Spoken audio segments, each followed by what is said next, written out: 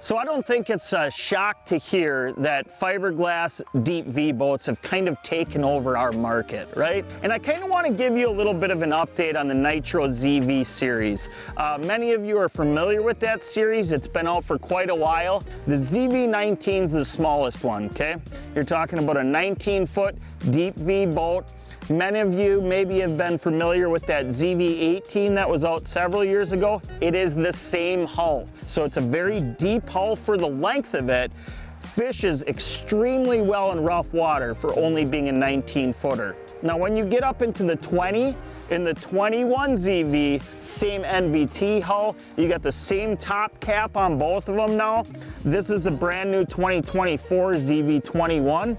They revamped the top cap, put a different hull as compared to the past 21. You have that wider gunnel where you can fit a track system. You have the glove box and all the rigging capabilities that you did in the 20-footer, now in the 21. But both models handle waves incredibly. The ZV20 is 20 foot 3 inches in length. The ZV21 is 21 foot 7 inches in length. So a couple different options throughout the whole spectrum.